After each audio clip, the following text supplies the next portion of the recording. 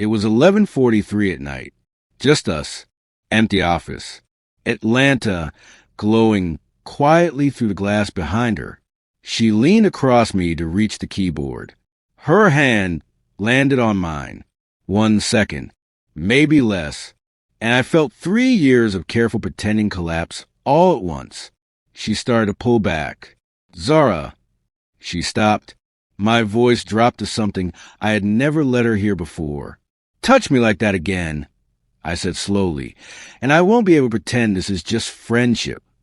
She turned and looked at me, and the way she looked at me, that look, like she had been waiting 3 years to hear me say exactly that. Neither of us moved. Neither of us looked away. And everything we had been pretending not to feel finally had nowhere left to hide. Somewhere deep inside you, there is a version of love you have been waiting to feel again. Maybe it was a touch, a look across a room, a moment so quiet it almost didn't happen, but you never forgot it. Hold on to that feeling, because this story was made for exactly that place inside you. Welcome home to Destiny Love Stories. If you're returning, thank you for staying. If you're new, you were always meant to find us. Subscribe. Don't skip. Don't rush. The magic is already waiting. Now, let's begin. 3 weeks earlier, everything was normal. Or at least that is what I kept telling myself. It was a Thursday, which meant lunch, which meant Zara appeared in my office doorway at exactly 12:15, leaning against a frame with her arms crossed, and that look on her face, the one that meant she had already decided where we were eating and was only asking me as a courtesy. Rosie's, she said. I closed my laptop. You already ordered ahead, didn't you? She smiled. 20 minutes. Don't be slow. That was us. That was 3 years of us distilled into 45 seconds. Rosie's was a soul food spot tucked into Midtown, small, loud, always packed, run by a woman named Rosie Hayes who had been feeding Atlanta since before either of us had a reason to be in this city. The kind of place where the sweet tea came without asking and the cornbread arrived hot, whether you wanted it or not. We had a corner table. Not officially, but Rosie's staff had quietly stopped seating other people there on Tuesdays, Thursdays, and Fridays somewhere around year 2, and neither Zara nor I had ever acknowledged that out loud. She was already seated when I walked in, iced tea in front of her, reading something on her phone. She had her hair down that day, natural curls falling past her shoulders, and she was wearing a deep green blouse that made her skin look like warm honey in the afternoon light. I noticed. I always noticed. I sat down and said nothing about it. The Jenkins integration is still broken, she said without looking up. Good afternoon to you too. She looked up, smiled, put her phone down. Good afternoon, Nathaniel. The Jenkins integration is still broken. I laughed to spite myself. That was the thing about Zara Cole that had undone me long before I admitted it. She was the only person in my life who treated me like a regular human being. No performance, no positioning, just lunch and conversation, and complete indifference to the fact that I signed her paychecks. It was the most disarming thing I had ever experienced. We ate. We talked. She told me about her mother's Sunday call from Decatur. Apparently her mother had strong opinions about a potato salad recipe and was not open to feedback. I told her about the investor meeting that morning. She listened the way she always listened. Fully, without waiting for her turn to speak. At some point, Rosie herself stopped by the table, refilled our tea without asking, and looked between the two of us with that knowing expression she had never bothered to hide. You two want anything else? She asked. Just the check, Rosie, I said. She smiled slow and walked away. Zara watched her go. Something crossed her face, quick and unreadable, and then she picked up her tea and it was gone. Back at the office, Devin was waiting. Devin Price had been my best friend since college and my COO for 6 years, and he had approximately zero patience for anything he considered avoidable stupidity. He was leaning against the wall outside my office with his arms folded and his jaw set in the specific way that many had been sitting on something and had run out of time to sit on it any longer. Walk with me, he said.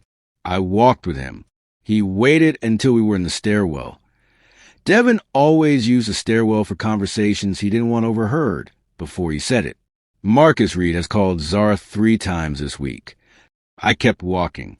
Who is Marcus Reed? Recruiter. San Francisco. Tech Vista. He paused. They've been trying to pull senior developers out of Atlanta for 8 months.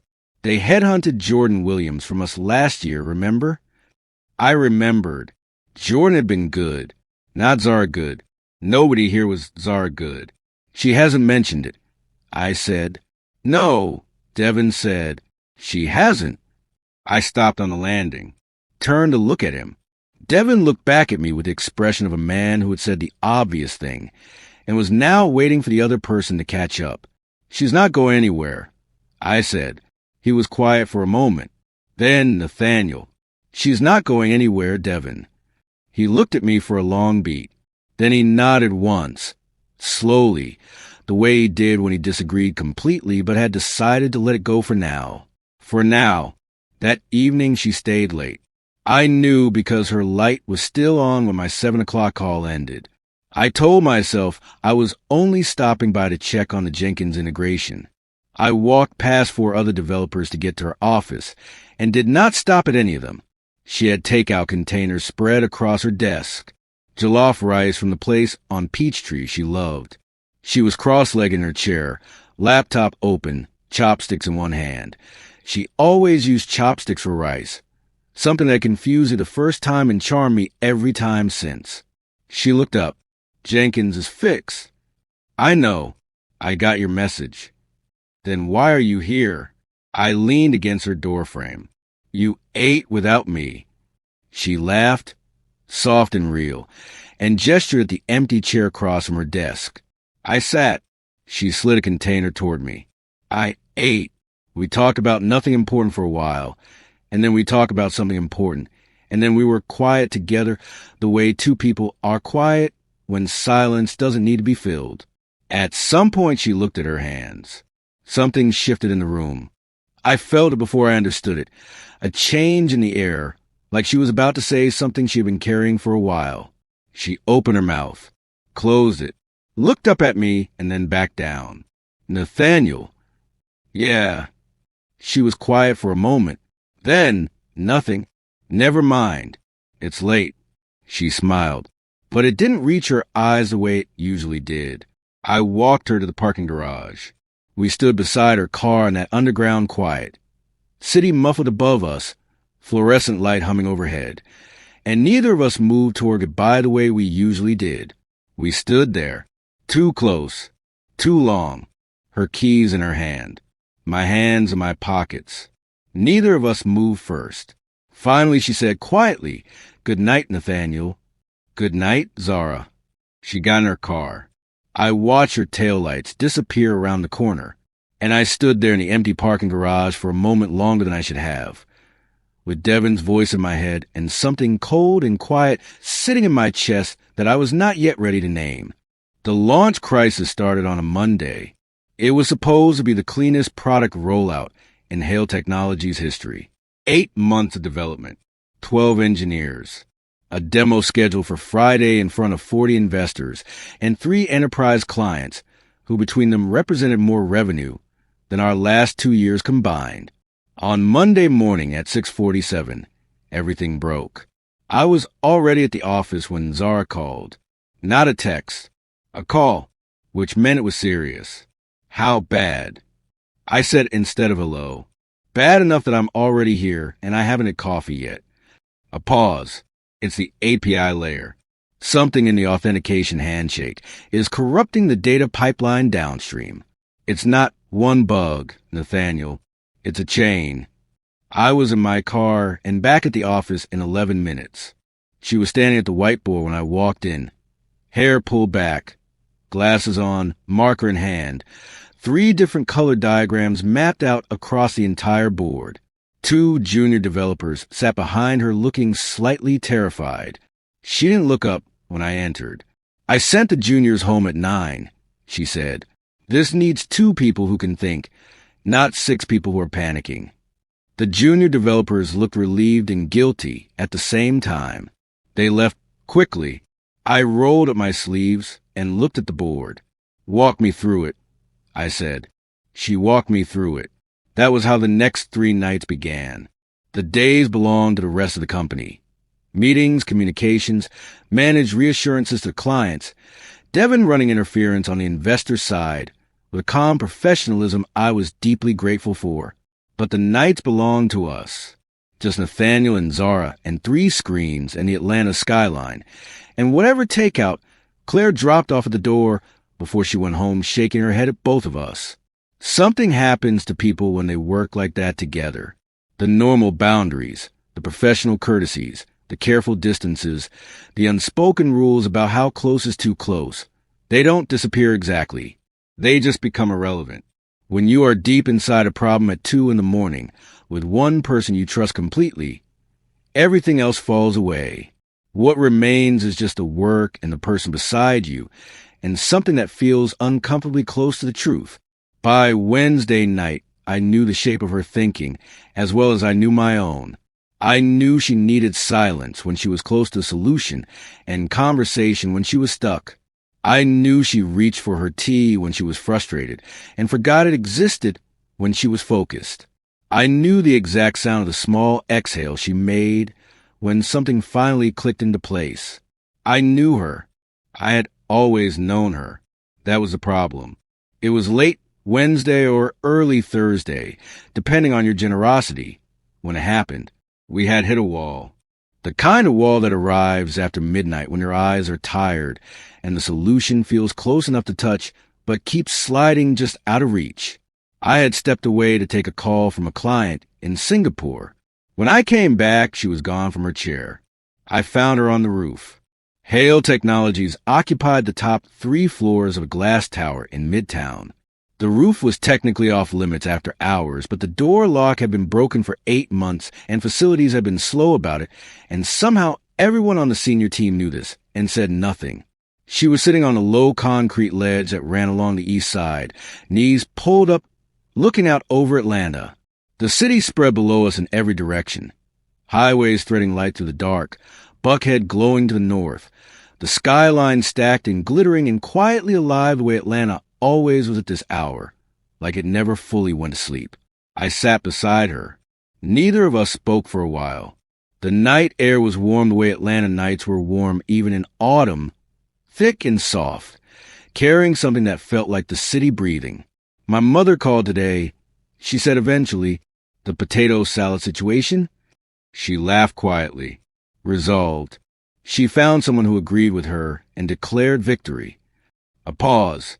She asked when I was coming home for Sunday dinner. "What did you tell her?" "Soon." She said it simply, but there was something underneath it I couldn't read. I looked at her profile against the city light.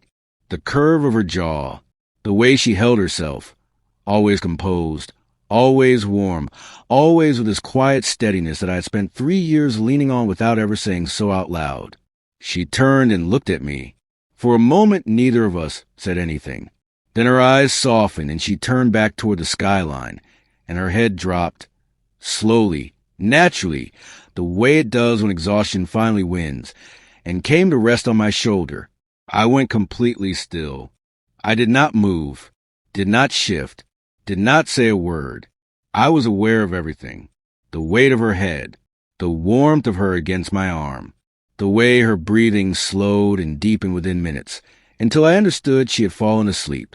I stayed completely still. The city burned below us. I sat there for 40 minutes. I know because I watched the time, not counted, but because some part of me understood this was a moment I would not get back, and I wanted to be fully present inside it. 40 minutes of Atlanta glowing, and her sleeping on my shoulder, and 3 years of careful pretending sitting very quietly in my chest saying nothing at all. I did not wake her. I did not move. I just stayed. Devin found me the next morning. Not in the stairwell this time. In my office. Door closed, which meant he was done being subtle. He sat down across from my desk and looked at me for a long moment before he spoke. "You are in love with her." I opened my mouth. "Don't," he said quietly. "Nathaniel, don't." I closed my mouth. 3 years, he said. I have watched you for 3 years. I have watched you rearrange your schedule around her lunch breaks. I have watched you read books she mentioned in passing, so you could talk to her about them. I watched you sit completely still for 40 minutes on the roof last night because she fell asleep on your shoulder and you didn't want to wake her. He paused. Marcus Reed is flying to Atlanta on Friday to finalize her contract. The room went very quiet. Devin, Friday, Nathaniel. He leaned forward. She has been trying to tell you for weeks. That night in her office, the parking garage, she keeps getting close and then pulling back, and I think she is waiting for a reason to stay, and you are giving her nothing. He slid his phone across the desk. I shouldn't show you this, but I'm showing you this. I looked at the screen. It was an email forwarded from a shared administrative account. Marcus Reed, Tech Vista, confirmation of a Friday afternoon meeting, contract finalization, relocation package, San Francisco. I read it twice. Then I put Devin's phone down very carefully on the desk between us. She hasn't told me, I said. My voice came out even. I was surprised by that. No, Devin said. She hasn't. I looked at the email one more time. Devin stood, picked up his phone, walked to the door. Then he stopped and looked back at me over his shoulder. You have until Friday, he said. Don't waste it being careful. He left. I sat in my office for a long time after that. Atlanta hummed quietly beyond the glass. And somewhere on the floor below me, Zara Cole was working, brilliant and warm and already half gone, and I was sitting in a chair doing nothing about it. Thursday night was the worst of it. The kind of worst that arrives quietly, not loud and dramatic, but slow and grinding, the way rail pressure works. The authentication chain was 90% solved, and that last 10% was a kind of stubborn that makes you question everything you thought you understood. We had been at it for 4 hours. The office had that particular silence it only gets after midnight. The air conditioning cycling, the city muffled beyond the glass, the world outside reduced to light and distance. 3 screens. 2 chairs pulled close together at the same desk the way they had been all week. Empty containers from the Thai place on Juniper. Her tea gone cold beside her keyboard. I was running a diagnostic on the left screen. She was cross-legged in her chair beside me. Close. The way we had stopped pretending not to be close somewhere around Tuesday, working through the authentication sequence on her laptop with that focused quiet that meant she was getting somewhere. I watched the diagnostic run. I thought about the email on Devin's phone. Friday. Tomorrow was Friday. I pulled my eyes back to the screen. We didn't talk much. We didn't need to. That was the thing about working beside Zara that I had never been able to explain to anyone. The silence between us was never empty. It was full of 3 years of knowing each other, of shared language and shorthand, and the particular comfort of being completely understood without having to form understanding. I was aware of her the way you are aware of something you are trying not to think about. The warmth of her beside me, the faint scent of her, something warm and clean, jasmine maybe, underneath the takeout, and the coffee. The way her fingers move across her keyboard with that quiet precision that I had watched 1,000 times and never stopped finding. I didn't finish that thought. At some point she exhaled, that small sound she made when something clicked, and leaned forward toward her screen. I think I have it, she said quietly. Show me. She turned her laptop toward me and walked me through it. Quick, certain, her finger tracing the logic across the screen. She was right. She was completely right. The solution was clean and elegant in the way only Zara solutions were clean and elegant. Run it, I said. She turned back to her keyboard, and then she leaned across me to reach mine. It was a natural movement, automatic. She had done it a dozen times this week, reaching past me for a reference file, a secondary keyboard, an external drive. Nothing. It meant nothing. Her hand landed on mine. 1 second, and everything stopped. I felt it move through me, the same way it had hit me on the roof, in the parking garage, across the lunch table at Rosie's 100 Thursdays in a row, except this time it didn't pass through and settle back into its careful place. This time it stayed. She started to pull her hand back. "Zara." She stopped. The diagnostic hummed on the screen. Atlanta burned quietly through the glass behind her. The air between us was very still. My voice dropped to something low. Something I had kept locked away for 3 years and could not keep locked away for one more second. "Touch me like that again," I said slowly, "and I won't be able to pretend this is just friendship." The room went completely silent. She turned, slowly, like someone turning towards something they had been trying not to face and had finally stopped fighting. She looked at me with those dark hazel eyes, and I saw it all at once. Everything she had been carrying. Not surprise, not shock, something far more complicated and far more honest than either of those things. Relief, raw and quiet and 3 years deep. Her lips parted. She looked at me for a long moment, and then she looked down at her hands, and when she looked back up her eyes were bright. "Nathaniel." Her voice was soft, careful, like someone stepping on the ground they weren't sure would hold. "There is something I have to tell you." I waited. "I've been trying to tell you for weeks." She exhaled. "I accepted a job offer. San Francisco. Tech Vista." She said it quietly and quickly like she had been rehearsing it and needed to get through it before she lost her nerve. 3 months ago. I accepted it 3 months ago. The screens hummed. I didn't move. I kept trying to tell you. In my office that night. In the parking garage. On the roof. Her voice dropped. Every time I got close, the words just disappeared. Because telling you meant making it real. And making it real meant, she stopped, looked at her hands again. Staying was becoming impossible, Nathaniel, every single day. Sitting across from you at lunch and working beside you at midnight and telling myself it was just friendship when it... She pressed her lips together. It was costing me more than I had left to give. So I found a way out. The city burned behind her. I was completely still. She looked up at me, eyes bright, voice steady in the way that takes real effort to maintain. "Say something," she said quietly. I looked at her for a long moment. 3 years of lunches, 3 years of midnight texts, 3 years of standing in parking garages and on rooftops and in doorways telling myself the most convincing lie I had ever believed.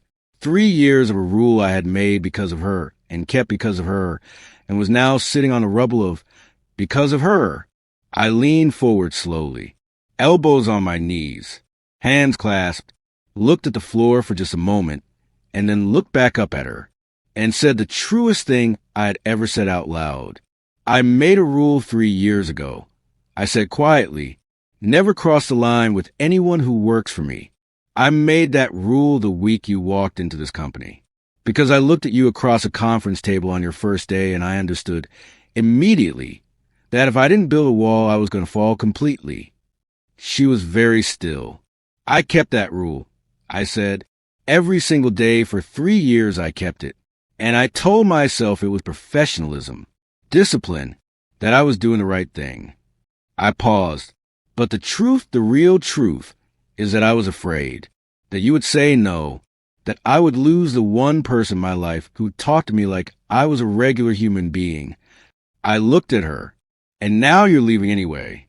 So it turns out the wall didn't protect either one of us. It just wasted 3 years. The room was completely quiet. Zara looked at me, and then, slowly, carefully, like someone making a decision they had been standing at the edge of for a very long time, she let out a long breath, and the last of the careful pretending left her face entirely. I didn't ask her to stay. Not yet.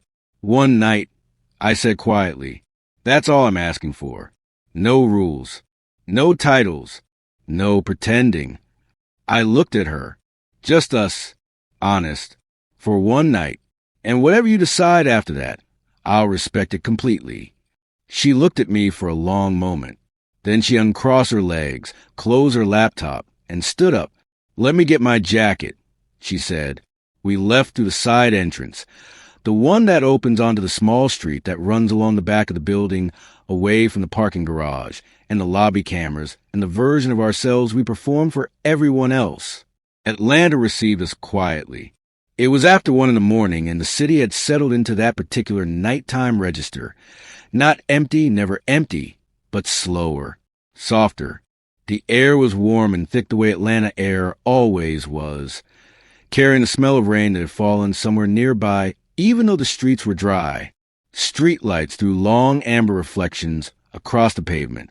Somewhere ahead of us a car moved through an intersection, and its taillights disappeared, and then it was just us and the city and 3 years of things we had never said.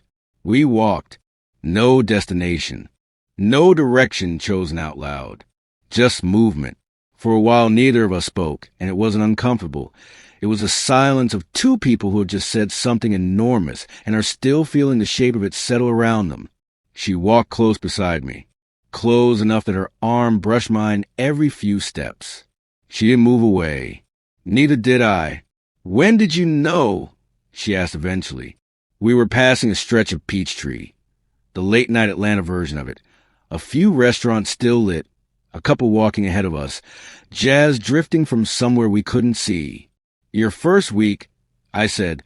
She looked up at me. "Conference room. Tuesday morning. You were presenting your onboarding assessment, and halfway through you stopped and told the entire senior team that our data architecture had 3 critical vulnerabilities and laid out exactly how you would fix them." I paused. "You had been at the company for 4 days. She laughed softly. "I thought you were furious." "I was terrified," I said. "Completely different thing." She shook her head slowly, still smiling. "When did you make the rule?" "That Friday." She was quiet for a moment. "Nathaniel." "I know." 3 years. "I know, Zara." She exhaled, looked ahead at the street. "I knew somewhere around month 4, she said quietly. I tried to talk myself out of it for about 6 months after that. Told myself it was just proximity, just comfort. A small pause. Then one day you stayed late because I mentioned offhand that I was nervous about a presentation to the board, and you spent 2 hours helping me prepare for something that wasn't even your responsibility. And I stopped being able to talk myself out of it after that. I remembered that evening. I had told myself I stayed because it was strategically important for the company that her presentation went well. I had believed that for approximately 1 week. We found ourselves at Centennial Olympic Park without deciding to go there. The city had simply walked us there the way cities do when you let them lead. The park was quiet at this hour, the fountain still, the wide open space of it breathing around us. The skyline rose beyond the trees, glass and light stacked against the dark, and it was beautiful the way Atlanta was always beautiful when you stopped moving fast enough to look at it. We sat on a bench near the fountain. Close, her knee touching mine. Neither of us adjusted. She looked at the skyline. "I love this city," she said softly. "I know you do. My whole family is here. My mother is in Decatur. Claire is here." She paused. "Everything I know is here." I looked at her profile against the city light. "But you accepted the offer. Because staying felt like choosing to want something I couldn't have for the rest of my career." She turned to look at me. "You have to understand what it was like. Sitting across from you 3 times a week. Working beside you until 2 a.m. Going home and answering your texts at midnight. And falling asleep with my phone in my hand." Her voice was soft and completely honest. "That is not a sustainable way to live, Nathaniel. I needed it to stop, or I needed it to be something real. And I didn't believe it could be something real." "Why not?" She looked at me steadily. "Because you never gave me a single reason to." That landed exactly where it should have. I deserved it. I knew I deserved it, and I didn't look away from it. "You're right," I said. "You are completely right, and I am not going to argue with that or explain away." I turned toward her on the bench. "I am just going to tell you what is true right now, what has been true for 3 years." I looked at her, really looked at her. Not the careful managed look I had been giving her across lunch tables and whiteboards, But the real one, the one I had been keeping behind the wall. I am in love with you, Zara. Not a little. Not in some complicated professional feelings way. Completely. The kind that changes how a person moves through the world. I paused. You changed how I move through the world.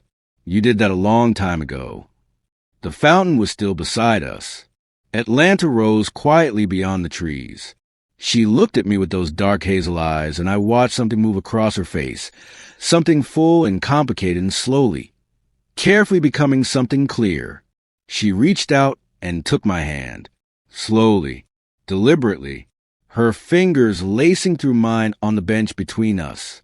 She looked down at our hands for a moment, then she looked back up at the skyline, and we sat like that, hands intertwined, the city breathing around us. 3 years of pretending finally and completely dissolved for a long time. When we walked back, it was nearly 3 a.m. The city was quieter still, just us in the amber streetlights and the warm Atlanta dark. At some point, she leaned into me as we walked, natural, unhurried, the way she had leaned her head onto my shoulder on the roof, and I put my arm around her, and she fit against my side like she had always been meant to be there. We didn't talk about San Francisco. Not yet. Some things need a night before they need a decision. Friday came the way inevitable things come. Clear and quiet and completely indifferent to whether you were ready. I was in the lobby at 2:58 when Marcus Reed walked through the front door. He was exactly what I expected. Polished, confident. The particular kind of smooth that belonged to people who flew across the country to close deals in person. He wore a gray suit. He carried a slim leather portfolio. He looked like someone who was accustomed to getting what he came for. He saw me standing in the lobby, and something in his expression recalibrated slightly. Mr. Hale. He extended his hand. Marcus Reed. Tech Vista. I shook it. I know who you are. A beat. His eyes moved briefly toward the elevator and back. I have a 3 o'clock with. I know why you're here, I said. Calm, even, no performance in it. And I'm not here to stop it. That is not a decision for me to make. I looked at him steadily. I just want to be standing here when you arrived, so that everyone in this building, including you, understands exactly where I stand. He studied me for a moment, then he nodded once. Professional, measured, understood. He moved toward the elevator. Zara was in the 3rd-floor meeting room. I didn't go in. I stood in the hallway outside the glass wall, and Devin stood beside me because Devin was always beside me when it mattered, and neither of us said anything. Through the glass, I watched her. Composed, professional. That warm steadiness she carried everywhere, filling the room the way it always did. Marcus Reed spoke. She listened. She asked questions. She was brilliant and calm and completely herself, and I loved her so much it was almost difficult to stand still. Devin said quietly, You told her? Yes. Everything. Everything. He was quiet for a moment. Then good. Simply, just that. The meeting ran 40 minutes. When the door opened, Marcus Reed came out first. He saw me in the hallway. Something passed across his face. Not quite surprise, not quite defeat. He nodded at me once. I nodded back. He walked to the elevator and was gone. Zara stood in the doorway. She looked at me. I looked at her. She was holding the leather portfolio Marcus had left. The contract, the relocation package, everything Tech Vista was offering her. She looked down at it for a moment. Then she looked back up at me. And she held out to Devin.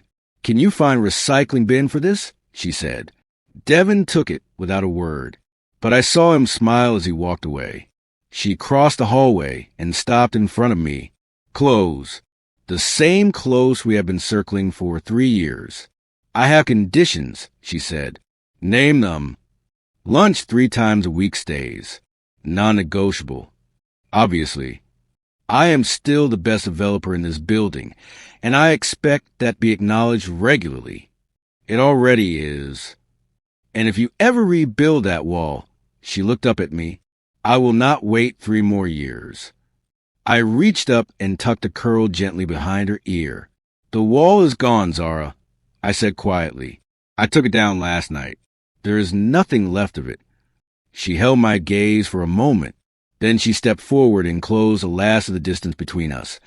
Her hand coming to rest against my chest, her face tilting up toward mine, and I lowered my head and finally, after 3 years of careful pretending, I kissed her. Soft, certain, unhurried, like something that had always been true, finally being said out loud. Behind us, I heard Devin say to Claire, who had apparently been watching from the end of the hallway, "You owe me $50. And Claire said, "Worth every cent." 6 months later, Zara's mother made Sunday dinner and set a place for me without being asked.